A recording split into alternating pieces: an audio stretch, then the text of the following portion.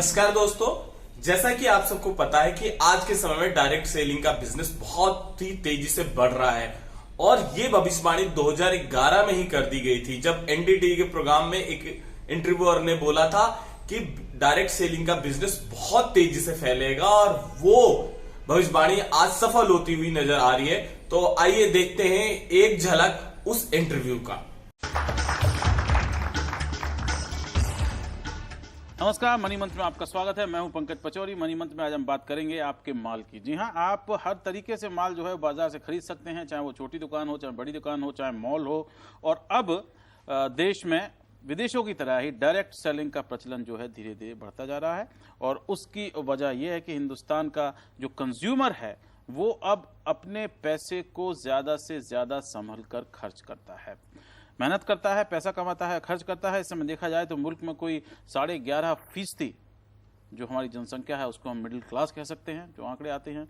और उसका मतलब ये हुआ कि कोई 14-15 करोड़ लोग ऐसे हैं जो कि मिडिल क्लास में शामिल हैं और इनको लुभाने के लिए, इनसे बात करने के लिए डायरेक्ट सेलिंग जो है वो हो रही है। हिंदुस्तान में कोई 6-7 बड़ी कंपनियां जो दुनिया भर की हैं वो यहाँ पर आ चुकी हैं और साथ ही उसके ये भी चीज़ सामने आ रही है कि अब चिंताएं दिखाई जा रही हैं कि रेगुलेशन जो है वो कैसे होगा, डायरेक्ट सेलिंग को किस तरह से बेहतर तरीके से लोगों तक पहुंचाया जा सकेगा। डायरेक्ट सेलिंग का सबसे बड़ा उदाहरण अगर देखा जाए तो हमारे मुल्क में वो इस समय एसएमएस सेलिंग है। आप एसएमएस के जरिए जो है मार्केटिंग की जाती है और लोग उससे खरीदते हैं। हमारे पास 3 खास मेहमान यहाँ पर मौजूद हैं।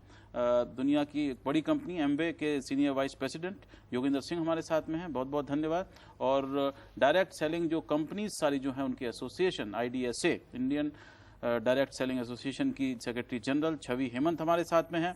और क्योंकि मामला कंज्यूमर का है और कंज्यूमर के अधिकारों का है और साथ ही कंज्यूमर को ज़्यादा से ज़्यादा सुविधा देने का है, प्रोफेसर श्रीराम खन्ना हमारे साथ में हैं जो मैनेजिंग ट्रस्टी हैं कंज्यूमर वॉइस के।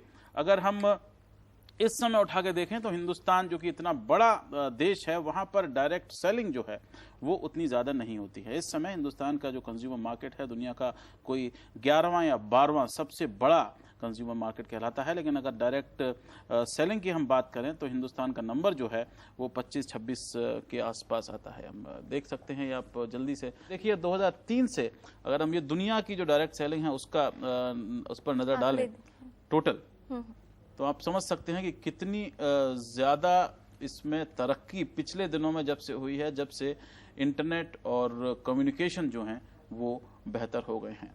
कोई पिछले 3 साल में सबसे ज्यादा हुई है। अगर आंकड़ों से देखा जाए तो 2007-8 में करीब 14% से 15% तक की ग्रोथ हुई थी और 8-9 के अंदर 17-18% की ग्रोथ हुई थी और 9-10 के अंदर 24% की ग्रोथ देखी। 4120 करोड़ रुपए जो हैं वो अब 2009-2010 के हैं और ये बावजूद इसके है कि 2008-2009 में दुनिया भर में मंदी चल रही थी और लोग कह रहे थे कि देश में भी मंदी के आसार नजर आ रहे हैं। मार्केट साइज अगर हम देख लें तो ये आप देख सकते हैं कि किस तरह से तेजी से बढ़ रहा है। लगभग दुगना सिर्फ 5 साल के अंदर मार्केट जो है वो हो गया है हिंदुस्तान में डायरेक्ट सेलिंग का।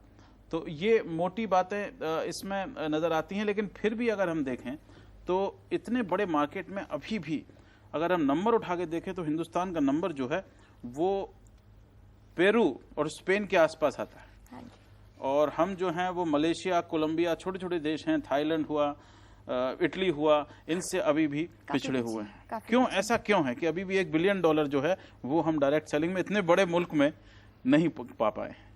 सबसे बड़ी बात जो ये है कि एक डेफिनेशनल क्लैरिटी, परिभाषा जो डायरेक्ट सेलिंग की है वो हमारे देश में क्लियर नहीं है। जैसे कि कैटलॉग सेल्स हो गया, door to door sales, direct selling, internet sales, इस सबको लोग सोचते हैं कि ये डायरेक्ट सेलिंग है, लेकिन वो डायरेक्ट सेलिंग नहीं है। डायरेक्ट सेलिंग की जो परिभाषा है वो इस हिसाब से है कि जो भी कुछ आप बेचना चाहें वो आपस में मिलकर घर में या घर के बाहर किसी भी ऐसी जगह पर जहाँ पे भी फिक्स दुकान नहीं हो, जहाँ पे परमानेंट रिटेल स्ट्रक्चर नहीं हो, वहां पर ये इसका आदान प्रदान, लोगों से बातचीत, कई बार ये जो सेल होती है ये उस हिसाब से होती है कि कोई पार्टी प्लान रखा जाता है तो औरतें इकट्ठी होती हैं, जो है वो वहां पे भी सबसे बड़ा उदाहरण है हिंदुस्तान में।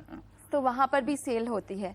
और जहाँ तक देखा जाए कि इन आंकड़ों में काफ़ी सारे जो हैं महिलाएं इसके अंदर इन्वॉल्व हैं, महिलाएं इसमें इन्वॉल्व हैं, करीब 70% महिलाएं हैं इस पूरी डायरेक्ट सेलिंग के अंदर। तो जो हम IDS से, इंडियन डायरेक्ट सेलिंग एसोसिएशन जो रिप्रेजेंट कर रहा है, वो डायरेक्ट सेलिंग को रिप्रेजेंट कर रहा है, जहाँ पे एक दूसरे से मिलकर। तो आपने देखा इस इंटरव्यू में कि 2011 में ही ये बातें बता दी गई थी कि आने वाले समय में डायरेक्ट सेलिंग का भविष्य क्या होने वाला है। तो दोस्तों मैं आपसे कहता हूं फिर एक बार कि 2025 तक आप बहुत बड़ी संख्या में लोग इस बिजनेस से जुड़ेंगे और आने वाला फ्यूचर डायरेक्ट सेलिंग का बहुत ही ब्राइट है।